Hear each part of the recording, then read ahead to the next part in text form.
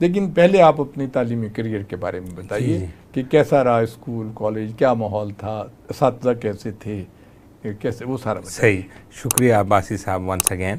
Actually آج کل کی تعلیم تو ذرا کافی چینج ہو چکی ہے. جس زمانے میں ایڈمٹ ہوا تھا تو وہ تو 85 86 84 کی بات ہے.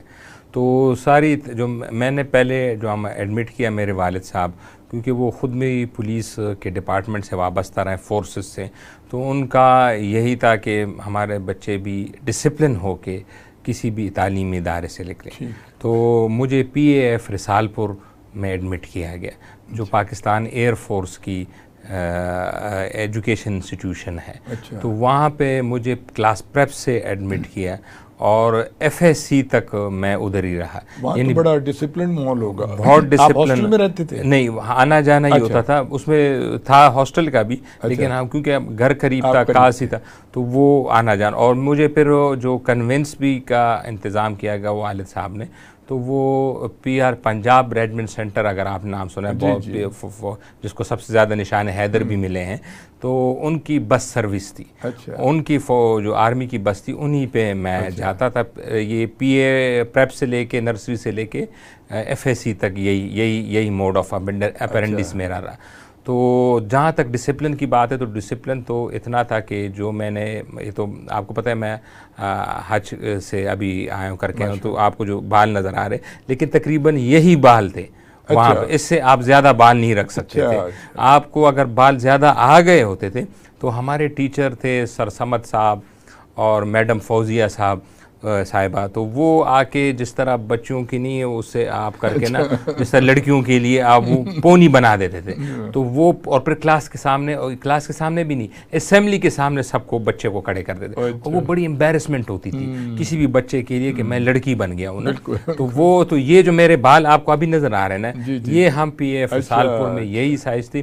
وقت کی پابندی تو اتنی تھی. اچھا نا، وہاں پہ آج کل تو اسکولوں اور کالجوں میں کانسیپٹ آ گیا ہے کہ آپ بچے کو سزا نہیں دیتے، آپ ان کے پیرنٹس کو سزا دیتے ہیں. مطلب آپ نا کوئی بھی مسئلہ ہو گیا تو جرمانہ کر دیا اپنی جیبیں میں. اس وقت یہ نہیں کانسیپٹ تھا. اس وقت بچے پہ فوکس نہیں، تشدد بھی فزیکل وہ بھی نہیں تھا، لیکن جو سوشل پریشرز ہوتے ہیں وہ ہوتے تھے، جس طرح پونی بنا دی.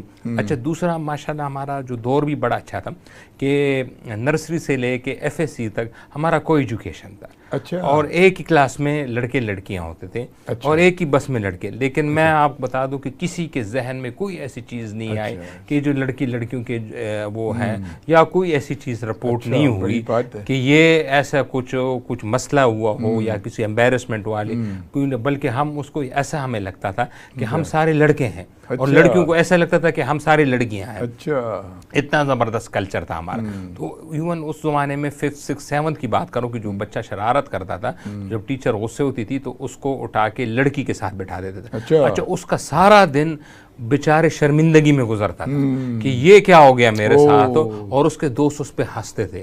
آج کل تو ماحول بدل گیا، آپ بہتر سمجھ سکتے ہیں، لیکن اس وقت بڑی امبیرسمنٹ ہوتی تھی. اور پھر ہر لڑکے کی کوشش ہوتی کہ مجھ سے کوئی غلطی نہ ہو جائے، کیونکہ دو بڑی سخت سزائیں ہوتی تھی، ایک کسی لڑکی کے ساتھ بٹھانا اور دوسرا پونی کرنا. اور وہ سوشل پریشر کی وجہ سے بہت ڈسپلن تھا ہمارا اسکول. تقریباً جو فیڈرل بورڈ کے ساتھ ہم تھے، وہاں پہ کے پی میں آپ کو پتہ ہے زیادہ تر پشاور بورڈ سے ملحق، ہم واحد تھے جو ہم فیڈرل اسلام آباد بورڈ سے منسلک تھے. ہاں، تقریباً ہر سال ہمارے لڑکے ٹاپ کرتے تھے. اور ابھی بھی جب میں تو بینکنگ سیکٹر میں آیا تو میرے ابھی بھی کافی دوست جو ہیں وہ ماشاءاللہ ایئر فورس میں، ملٹری میں، نیوی میں بڑے بڑے عہدوں پہ فائز ہیں. یہ بتائیے منصور صاحب، اس زمانے میں جیسا کہ آپ بتا رہے ہیں کہ بچوں کی کردار سازی پہ بڑا زور دیا جاتا تھا. جی بالکل. تو کیا وہاں پہ نماز روزے کی بھی بات ہوتی تھی؟ جی بالکل. نماز روزے کی، جو اسلامیات کا پیریڈ ہوتا تھا، اور ٹاپ کے پروفیسر ہوتے تھے وہ. اچھا، اور اسلامیات کے پیریڈ تو اسپیسیفک اسلام ہے نا. میں آپ کی بات کرتا ہوں اردو کا، جو ہمارے کلاس ہوتے تھے انگلش کے، تو وہ پھر کردار، جھوٹ نہ بولنا، ٹائم پہ آنا، ٹائم پہ جانا، بہت زیادہ ریسٹرکشن. یعنی میں اس دور کو یاد کرتا ہوں تو وہ بڑا زبردست تھا، مطلب کردار سازی کے لحاظ سے بچے کی. اور ہمیں مطلب پھر تو باہر میں جب ہم دنیا میں آئے عملی زندگی میں پھر ہمیں پتہ چلا کہ دنیا میں کیا ہو رہا ہے. اس وقت تک ہمیں اندازہ ہی نہیں تھا کہ دنیا میں کیا ہو رہا ہے. ہم تو کہتے تھے کہ ہر کوئی بندہ جو بات کرتا ہے وہ سچ ہی بولتا ہے، جھوٹ تو بول نہیں سکتے نا. مطلب ہم آئے ہوتے تھے تو جب کہتے نیند آ رہی تو ہم کہتے تھے کہ ہمیں کل رات نیند نہیں کی، تو ہمیں کلاس میں نیند. تو وہ کردار سازی اور جو سزائیں بھی ہوتی تھی وہ مورل سزائیں ہوتی تھی اور اسٹوڈنٹ اسپیسیفک ہوتی تھی. یہ نہیں کہ والدین کو بلا لیں ان سے نا 10,000 روپے ان کی جیب سے، ہاں، اور 10,000 روپے والدین سے کاٹ لیں، یہ چیزیں نہیں تھی. بالکل. یہ جو اب پرائیویٹ اسکول کھل گئے ہیں گلیوں میں محلوں میں سب کچھ، وہاں آپ جس اسکول سے آپ پڑھے، مجھے بھی اپنا بچپن یاد آ رہا ہے. جی جی. کہ صبح جب اسمبلی ہوتی تھی تو قرآن پاک کی تلاوت ہوتی تھی. بالکل بالکل. اور اس کے بعد جو ہے وہ پی ٹی شو بھی ہوتا تھا، بچوں کو فزیکل ٹریننگ بھی دی جاتی تھی اس میں. اب یہ ہے کہ گراؤنڈز بھی نہیں ہیں. تو آپ کے زمانے میں وہاں جو ایکسٹرا کریکولر ایکٹیویٹیز ہوتی تھیں جیسے ڈیبیٹس تھی، ڈیکلیمیشن، وہ جو تھی بیت بازی کے مقابلے تھے تقریروں کے، تو وہ اب ختم ہوتے جا رہے ہیں. تو آپ کے زمانے میں کیسا ماحول تھا؟ وہ بالکل ایسے تھے جس سے آپ نے فرمایا کہ وہ تقریباً 2-3 مہینے بعد اسپیکنگ ڈیبیٹس ہوتی تھی. اچھا. اسپورٹس کے تو اپنے ہی مقابلے ہوتے تھے، لیکن جو اندر کے اندر ہال کے اندر جو ڈیبیٹس تھے، ٹیبلو ہو گئے، ڈرامے ہو گئے، ہر چیز ہوتی تھی. اور پھر ہمارا یہ تھا کیونکہ پی اے ایف کا ایک چین ہے سارے پاکستان میں. کراچی میں بھی پی اے ایف ہے، راول پنڈی میں بھی ہے، پشاور میں بھی ہے، سرگودے کا بھی پی ایف جو سب سے ٹاپ کا ہے وہ بھی. پھر ان سارے چین کا آپس میں مقابلے ہوتے تھے اور اس میں جا کے اسٹوڈنٹ تقریر میں باقی جو ایکسٹرا کولیکٹیو اس میں حصہ لیتے تھے. اور اس سے وہ، اور دوسرا آپ نے جو بڑی اچھی بات کی کہ آپ نے کہا آج کل جو ہے وہ گلی محلوں میں اسکول کھل گئے. ان اسکولوں میں اور ان اسکولوں میں فرق صرف یہ تھا کہ ان کا جو آبجیکٹو تھا وہ بزنس نہیں تھا. وہ ان کا آبجیکٹو تھا کہ ہم بچوں کی نشر و نما کریں اور اس کے ساتھ اگر پیسے آ گئے تو ویل اینڈ گڈ. آج کا جو آبجیکٹو ہے وہ پیسے ہیں کہ ہم نے بزنس ماڈل کو لے کر، میں اس پہ اکثر نا واقعہ بیان کرتا ہوں کہ رسول کریم صلی اللہ علیہ وسلم کسی صحابی کے گھر پہ گئے تو انہوں نے کہا، گھر نیا تعمیر تھا، تو روشن دان کی طرف رسول کریم صلی اللہ علیہ وسلم نے فرمایا کہ یہ کس لیے بنا ہے. وہ تو ظاہر ہے پتہ ہے کہ وہ ہوا کے لیے، تو صحابی نے بھی کہا کہ تاکہ اس پہ تازہ ہوا ہے. رسول اللہ علیہ وسلم ہنسنے لگے اور فرمایا کہ اگر آپ اس نیت سے بناتے کہ مجھے صبح کی اذان کی آواز آتی تو آپ کو ثواب بھی ملتا اور تازہ ہوا تو آنی تھی، آپ کو تازہ ہوا بھی ملتی. تو میں اس، خیر وہ تو بہت بڑی اگزامپل ہے جو میں نے کوٹ کی ہے. تو میں اسکولوں کے کہ ان کا یہ تھا کہ ہم بچوں کی نشو و نما کریں. تو پیسے تو آنے بھی تھے نا، وہ تو والدین تو فیس ہم بھی دیتے تھے، سب بھی دیتے، لیکن آبجیکٹو اس کا یہ تھا کہ ہم بچوں کی نشو و نما کریں. منصور صاحب یہ فرمائیے کہ کھیلوں کے مقابلے بھی ہوتے تھے جی بچوں کی فزیکل ٹریننگ، بالکل وہ اس کے بارے میں بتائیں. آپ خود بھی کسی؟ میں خود بھی کرکٹ میں حصہ لیتا تھا. اور میں جو تھا، اب تو خیر ٹائم ہو گیا، ابھی بھی کبھی کبھی کھیلے. تو میں ایک آل راؤنڈر ٹائپ تھا، مطلب فاسٹ بالنگ بھی کرتا تھا اور بیٹنگ میں مجھے اس وقت بھجواتے تھے جب بیٹنگ میں اس وقت بھجواتے تھے نا جب وہ 20 رنز پہ 60 چاہیے ہوتے تھے، تو وہ مجھے پھر بیٹنگ کے لیے بھجواتے تھے. تو وہ بیٹنگ، تو وہ اس طرح کا تھا کہ وہ جب کوئی ہوتی تھی زیادہ اسٹرائک ریٹ چاہیے ہوتے تھے تو وہ میں کرتا تھا. تو وہ کرکٹ تو ہم نے بہت کھیلی ہے. اور کرکٹ جو ہم نے کھیلی ہے مجھے ابھی بھی یاد ہے کہ ابھی ہم معمولی گرمی لگ جائے، پنکھا بند ہو جائے، جون جولائی کی جو گرمی ہوتی تھی اور ہم 1-2 بجے، کیونکہ وہ بریک ہوتی تھی 1-2 بجے یا چھٹی کے بعد ہم شروع ہوتے تھے، اس گرمی میں ہم کرکٹ کھیلتے تھے. آج کل تو بچے نا زیادہ تر ویڈیو گیمز جو انڈور ہے کمروں کے اندر کھیل رہے ہوتے. مجھے ابھی بھی میں حیران ہوتا ہوں کہ ہمارا اللہ نے کیا اسٹیمنا دیا تھا اور ہمیں فیل تک نہیں ہوتا تھا کہ اتنی گرمی میں ہم کھیل رہے ہیں، نہ پیاس نہ بو، اور وہ ماشاءاللہ کھیلتے. اس میں سے بڑے اچھے ہمارے پھر آگے پلیئر بھی کوئی گئے جو پروونشل لیول پہ بھی کھیلا. نیشنل ٹیم میں تو کوئی نہیں گئے. تو آپ نے تعلیم کہاں تک حاصل کی؟ ایم بی اے کیا غالباً؟ جی وہ ذرا بتائیے کیا کیا، پھر آپ جب عملی زندگی میں کہاں سے آپ نے اسٹارٹ کیا؟ ایف ایس سی وغیرہ تو میں نے پھر جا کے پی ایف رسال پور سے ہی کیا، جس طرح میں نے آپ کو، کیونکہ وہ گریجویٹ کالج تھا. اس کے بعد ایم بی اے میں نے جا کے institute of management study Peshawar university کا ڈپارٹمنٹ ہے، وہاں سے میں نے کیا. اور ایم بی اے فائنانس میں کیا. فائنانس میں میجر جو اکاؤنٹنگ کے ہوتے ہیں اور فائنینشیل مینجمنٹ کے سبجیکٹس ہوتے وہاں پہ کیا. وہاں سے جیسی تعلیم مکمل ہوئی تو پھر میں نے بینک الفلاح جوائن کیا. تو بینک الفلاح میں ڈپازٹ موبلائزیشن بزنس لا کے آبجیکٹیوز تھے. تو وہاں پہ 1 سال کام کیا. پرفارمنس میری اچھی تھی ماشاء اللہ. کرم ہے اس ذات کا. انسان تو کچھ نہیں ہوتا, اللہ کا کرم ہی ہوتا ہے. تو وہ نارتھ میں واز دا ٹاپ گائے. مجھے پھر جا کے وہ اسناد ابھی بھی پڑھی ہیں میرے پاس, تو مجھے پھر ایوارڈز بھی ملے اس کے کہ میں نے اچیو کیا. پھر میں نے اسٹیٹ بینک کا ایگزام ہوتا ہے سباٹس, وہ ایسے ہی ہوتا ہے جس طرح آپ سول سروس میں CSS ہوتا ہے, تو اسٹیٹ بینک کا سباٹس کا ہوتا ہے. اس میں 15-20 ہزار لوگ آتے ہیں, شرکت کرتے ہیں, اور اس میں سے فائنل سلیکشن 80-90 کی ہوتی ہے. ٹیسٹ ہوتا ہے, پھر انٹرویوز ہوتے ہیں, سائیکالوجی ٹیسٹ ہوتی ہے. وہ میں نے کلیئر کیا. میں نے جب کلیئر کی تو میرے جو ہیڈ تھے مرزا نعیم بیگ صاحب الفلاح والے, BCCI اگر آپ کو یاد ہو تو وہ ایکس BCCI تھے. انہوں نے BCCI میں کام, انہوں نے آغا حسن عابدی کے ساتھ انہوں نے ڈائریکٹ کام کیا. انہوں نے پھر مجھے بلایا, وہ کہہ رہے ہیں یار آپ تو اسٹیٹ بینک جا رہے ہیں, یہ تو میں آپ کو نہیں چھوڑوں گا. تو میں نے کہا نہیں سر میرا کیریئر ہے, میں نے جاننا ہے. وہ تقریباً نہ آدھا کہ 45. وہ کہتے ابھی تو نہیں, لیکن اگر میرے ساتھ رہو گے تو ابھی تو نہیں, لیکن 5 سال بعد آپ کی اسٹیٹ بینک میں جو سیلری ہوگی وہ یہاں پہ وہ 5 ٹائم ہوگی.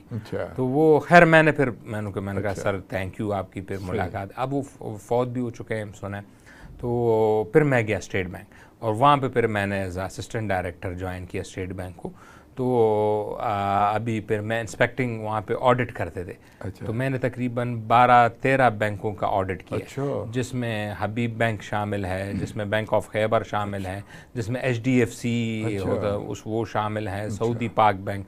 تو کافی بینکوں کے آڈٹس کیے ہیں وہاں پہ.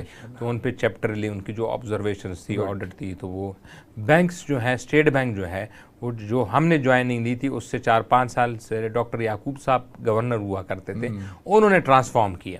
پہلے ہم سے یہی قصے سنتے تھے اسٹیٹ بینک کے, کہ جب آڈٹ کرنے جاتے تھے تو وہی کھابے چل رہے ہوتے تھے, بینک والوں نے کھانا لے آیا, انہوں نے گفٹس لیے, بہت کرتے تھے. اب وہ پھر ہمارے دور میں وہ چیز ختم ہو گئی. ایون ہمیں یہ انسٹرکشن تھی کہ آپ نے سارا دن میں 1 کپ چائے پینی ہے بس, بینک سے اور کچھ نہیں. اور ایون جب ہم کسی اڈے بھی جاتے تھے آپ کی بس اسٹاپ پہ, تو ہم بینک کی گاڑی یوز نہیں کرتے تھے, ہم ٹیکسی. تو وہ ہماری وہ چیزیں, یہ میں کہتا ہوں اگر حکومت یا کوئی انسٹیٹیوشن چاہے کہ میں نے چینج ہونا ہے, تو state bank is the leading example. کیونکہ اسٹیٹ بینک میں وہ ساری چیزیں جو پرانے ارلی 90s یا 2000 اس سے بھی پہلے کے جو چیزیں ہوتی تھی, جو پرانے انسپیکٹر ہوتے تھے جو کس سے سنا, وہ چیزیں مکمل ختم ہو گئی.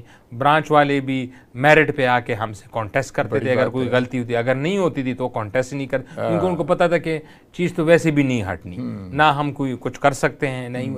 اور جو آپ لکھ دیتے تھے, آپ اپنی رپورٹ میں لکھ دیتے, تو اس کو ڈائریکٹر تو سب سے بڑے افسر ہوتے ہیں اسٹیٹ بینک کے, گورنر بھی چینج نہیں کر سکتا ہے. بڑی بات ہے. جب آپ نے ایک دفعہ لکھ دیا وہاں پہ تو گورنر بھی چینج نہیں کر سکتا. ہم نے تو یہ دیکھا, میں خود بھی سرکاری اداروں میں رہا ہوں, کہ جب آڈیٹرز آتے تھے تو اتنی ان کی خاطر مدارات, ان کو گاڑیاں, ان کو PC سے کھانے بن کے آ رہے ہیں, اور وہ اپنے جونیئر ساتھ لے آتے تھے, اور وہ ان سے کہتے تھے یار 2-4 آڈٹ پیرا لگا دو, باقی سارے کلیئر کر دو. وہ سارے ووچر دیکھ دے گا, مورے شورے لگا کے کہتے جی ایک پیسے کی کرپشن ہے, اور وائٹ کالر کرائم تو بہت زیادہ. اچھا آپ یہ بتائیے, ایک بڑا آپ نے ایگزام پاس کیا تھا جو کافی ایک مشکل تھا, اس کی ذرا ڈیٹیل بتائیے. اس میں یہ ہوتا ہے کہ پہلے تو آپ کے کریڈینشیل دیکھتے ہیں نا, کہ آپ کوالیفائی کرتے بھی ہیں کہ نہیں. تو اگر آپ MBA ہیں یا M.Com ہے, جو کامرس سے ریلیٹڈ آپ نے ڈگری کی ہے, تو پھر جا کے آپ کی وہاں پہ کاغذات کی اسکروٹنی ہوتی ہے. کیا ایگزام تھا اس کے بتائیے. تو اچھا, اس کے بعد پھر آپ کو بلاتے ہیں ایگزام کے لیے ٹیسٹ. تو اس میں زیادہ تر کرنٹ افیئر, اکانومی اور بزنس اور فائنانس, اس پہ زیادہ سوال ہوتے ہیں. اور آپ نے نا اس میں سے 100 میں سے 70% نمبر لینے, 70%. اس امتحان کا کیا نام ہوتا ہے؟ سباٹس, SBOTs. یہ ایگزام یہ ڈاکٹر یعقوب صاحب نے اسپیشل بیج آفیسر ٹریننگ, اور یہ ڈاکٹر یعقوب صاحب کا ہی ویژن تھا, یہ انہوں نے سٹارٹ کیا تھا. کتنے بندے اپیئر ہوئے تھے آپ کی دفعہ؟ یہ کوئی 15-20 ہزار. 15-20 ہاں. اس میں سے کتنے 80 سلیکٹ ہوئے تھے. 80. اچھا 80. اوکے. اتنا ٹف, بہت ٹف ہوتا ہے اس میں سے. ایون جب میں ٹیسٹ میں بیٹھا تھا, اور میں ایگزام دے رہا تھا تو میں نے اپنے ڈپارٹمنٹ کا گولڈ میڈلسٹ دیکھا تھا کہ وہ بھی ایگزام دے، لیکن وہ پھر نہیں تھا، آخر فیل ہو گیا، وہ فیل ہو گیا۔ یعنی یہ اللہ تعالیٰ کا بھی کرم ہے بالکل، اور دوسرا یہ کہ اس ایگزام کی شفافیت بھی ہے کہ گولڈ میڈلسٹ آ کے وہ فیل ہو گئے اس ایگزام میں، کیونکہ میں نے ان کو دیکھا تھا وہ بیٹھے تھے، پھر وہ انٹرویو اور اس میں نظر نہیں آئے آخر میں، اور پھر اس میں نا سائیکالوجی ایگزام تو آپ ریٹرن کر لیتے، پھر ایک گروپ ڈسکشن ہوتی ہے، تو وہ 5-6 لڑکوں کو بٹھاتے ہیں آپس میں، اور وہاں پہ ایک جو اسٹیٹ بینک کے جو آفیشلز ہوتے ہیں ہائی اپس، وہ نوٹ کرتے ہیں کہ کوئی اس طرح تو ان کے ذہن میں یا سائیکلوجیکل میں کوئی ایشو تو نہیں ہے کہ یہ ڈسکشن سے وہ نوٹ کرتے ہیں۔ تو وہ ڈسکشن مجھے آج بھی یاد ہے، بڑی انٹرسٹنگ ڈسکشن ہوتی ہے، کیونکہ اکانومی پہ ڈسکشن تھی، تو جو میرے اپوزٹ صاحب تھے تو وہ کہہ رہے تھے کہ جو مسئلہ ہے غربت کا وہ آبادی ہے، یعنی اگر آبادی آپ کی بڑھتی ہے تو وہ پھر ہے۔ تو میرا شروع سے ماننا یہ تھا کہ نہیں، آپ کا مسئلہ آبادی نہیں ہے، کسی مسئلہ آبادی ہے ہی نہیں۔ وہ کہہ رہے تھے نہیں آبادی، میں نے کہا مین مسئلہ آپ کی اسکل سیٹ ہے اور آپ کی انویسٹمنٹ ہے۔ تو وہ کہتے نہیں آبادی کی وجہ سے، تو میں نے کہا اگر آبادی مسئلہ ہوتا تو تنزانیہ یوگنڈا ترقی یافتہ ہوتے جہاں 100 میل بعد ایک انسان نظر آتا، اور چین سب سے زیادہ غریب ہوتا دنیا میں، جہاں پہ 1.5 ارب لوگ رہتے ہیں۔ انڈیا اب ایمرجنگ پاور جو ہے انڈیائی، تو آبادی کا تو آپ کا دیکھیں نا مسئلہ ہی نہیں ہے۔ آپ پاکستان کے اندر دیکھ لیں، اگر آبادی ہوتا تو بلوچستان سب سے زیادہ امیر صوبہ ہوتا، بالکل دیکھیں وہاں تو آبادی نہیں ہے، اور پنجاب سب سے زیادہ غریب ہوتا، لیکن ادھر بھی ایسا نہیں ہے، ادھر بھی پنجاب پراسپرس ہے اور سندھ بلوچستان غریب ہے۔ تو یہ ایکچولی جو آپ کا جو لوگ ہوتے ہیں ان کی سکل سیٹ کیا ہے، وہ ہے، اگر وہ آپ کی سکل سیٹ نہیں ہے ان کے پاس تو وہ آپ کے لیے پھر لائبلٹی ہے۔ تو پھر آپ بتائیے افریدی صاحب کہ آپ یہ نہیں سمجھتے کہ وسائل کی اور اختیارات کی غیر منصفانہ تقسیم ہے؟ ایک جو ایس ایچ او ہوتا ہے اس کے پاس اتنے اختیارات ہوتے ہیں کہ وہ کسی بھی شریف آدمی کی پگڑی اچھال سکتا ہے، اور کوئی قانون کی پاسداری، رول آف لا نہیں ہے۔ پھر یہ کہ جو جن لوگوں کو بہت بڑی بڑی زمینیں الاٹ ہوئیں، اگر آپ ان کی تاریخ مجھ سے زیادہ بہتر جانتے ہیں کہ وہ لوگ تھے جب تحریک مجاہدین چل رہی تھی تو ان کے آباء و اجداد نے انگریزوں کا ساتھ دیا تھا، اور یہ جنہوں نے جتنے شہید ہوئے لوگ انہی نے اس کی مخبری کی، سارا کچھ کیا۔ تو یہ جو زمین کا بٹوارہ ہے اور جو وسائل کا بٹوارہ ہے وہ بڑا غیر منصفانہ ہے۔ اسی طریقے سے جو ہمارے ہاں میں سمجھتا ہوں کہ جیسے بیوروکریٹس ہیں یا دوسرے لوگ ہیں، جو مراعات یافتہ طبقہ ہے، وہ بھی ایک بڑا ایک المیہ ہے اس میں، مطلب کس طرح یہ ٹھیک ہوگا؟ اچھا، آپ نے جو زمین کا کہا بڑا انٹرسٹنگ پوائنٹ ہے اور بہت ویلڈ ہے، کیونکہ یہ جو زمیندار ہیں بڑے جاگیردار ہیں، اسی وجہ سے پاکستان رکا ہوا ہے، اور کیونکہ یہ اسمبلیوں میں بھی یہی بیٹھے ہوئے ہیں، بیوروکریسی بھی ان کے انڈر ہے، اور یہ اس کا ڈلما اگر ہم پیچھے جائیں تو دیکھیں نا، جب پارٹیشن ہو گئی تو وہاں تو نہرو نے لینڈ ریفارمز کر دی۔ آپ ہندوستان میں نا 30 ایکڑ سے زیادہ زمین نہیں رکھ سکتے، ہاں وہ تو 48 میں کر دی، 48 میں۔ اور آپ دیکھیں نا، وہ ایک جو ان کے بڑے سٹار تھے امیتابھ بچن، انہوں نے زمین لی تھی، اور ان کے پاس گورنمنٹ ایجنسیاں پڑ گئی کہ آپ تو کسان ہیں نہیں، اگر آپ نے زمین لے بھی لی تو آپ جا کے خود جا کے وہاں پہ جا کے ہل چلائیں گے اور زمینداری کریں گے۔ تو اب وہ ان کے دوسرے سٹار ہیں دھرمیندر، آپ نے دیکھا ہوگا ان کی فلم، انہوں نے بھی لیا ایک فارم، وہ دکھانے کے لیے روز جاتے ہیں بیچارے، بیٹھے ہوتے ہیں، کبھی کاشت کرتے ہیں، کبھی ٹریکٹر چلاتے ہیں، یہ دکھانے کے لیے کہ آئی ایم فارمر۔ تو اس طرح کے قوانین، اب یہ اس سے کیا نقصان ہوا پاکستان؟ اچھا، یہ جو بڑے زمیندار، جیسے آپ نے ہسٹری کا بتایا، بڑا صحیح کہا آپ نے کہ وہ مل گئے انگریزوں سے اور پھر زمین کے بٹوارے ہوئے، پھر انہوں نے پارٹیشن میں ایک بڑا ترب کا پتہ چلا۔ پنجاب میں سب سے بڑی پارٹی تھی یونینسٹ پارٹی، یونینسٹ پارٹی میں یہ سارے جمع ہو گئے، اور پھر جس طرح یہ ہمارے پچھلے خان صاحب کہہ نہیں رہے کہ میں بڑا مجبور ہوں، مجھے انہوں نے مجبور کیا، مجھے مافیا نے مجبور کیا، تو جناح صاحب کو بھی اس وقت کے مافیا نے مجبور کیا، اور انہوں نے جناح صاحب سے ہاتھ ملایا اور وہ کانگریس میں نہیں گئی، اور اسی بنیاد پہ پنجاب میں انہوں نے ووٹ بھی پھر ملا یونینسٹ پارٹیوں کو کہ یہ سارے وڈیرے سارے، ایون تو جو وہاں سے مائگریٹڈ تھے، جو ہندوستان سے مائگریٹڈ ہو گئے، اگر وہاں پہ ان کی 1 ایکڑ زمین تھی تو یہاں 10 ایکڑ کی انہوں نے کلیم ڈالے، اس سے بھی زیادہ، اس سے بھی میں مثال کے طور پر، ہاں وہ کلیم کرے۔ تو جب وہ بیچارہ جو گاؤں والا ہے اس مینی آپ دیکھیں کہ آپ بڑے بڑے شہر دیکھ لیں 80% ان کا وہ شہر ہوتا ہے، زمین بھی ان کی ہوتی ہے اور شہر بھی ان کا ہوتا ہے. تو جو نیچے جو بندہ کام کر رہا ہوتا ہے وہ تو ووٹ بھی اس نے اس کی مرضی سے دینا ہے، اسے کچھ نہیں ملتا، اسے کچھ نہیں ملتا. نہ یہ وہاں اسکول بننے دیتے ہیں، نہ کالج بننے دیتے ہیں، نہ ہسپتال بننے دیتے ہیں. یہ کہتے ہیں کہ اگر ان کے بچے پڑھ گئے تو کل یہ ہمارے برابر اب دیکھیں جو ڈیٹا بڑا المیہ جو ڈیٹا آیا ہے، جو ہندوستان کا ڈیٹا میں نے دیکھا تو وہ کہہ رہے تھے جن کی 50 ایکڑ سے زمین ہے نا ان کے پاس 1% لینڈ ہے. 50 ایکڑ زمین والوں کو ہندوستان میں 1% ایگریکلچر لینڈ. پاکستان میں یہ چیز الٹی ہے، جو 50 ایکڑ سے والوں کے پاس پاکستان کی 80% لینڈ ہے. یہ دیکھیں نا 80% لینڈ، اور 50% کسان جو ہیں جو کام کر رہے ہیں ان کے پاس زمین ہی نہیں ہے. بالکل، یعنی 50% فارمر آپ کے بغیر زمین کے ہیں، تو باقی 50% لینڈ اونر ہے، اور اس 50% میں بھی 80% جو ہیں وہ 50 ایکڑ سے زیادہ زمین رکھنے والے ہیں. تو وہ جو زمیندار جاتا ہے نہیں اپنی زمین پہ، تو آپ کی ایونچولی یہی نقصان ہوتا ہے نا کہ پھر پروڈکشن نہیں ہوتی.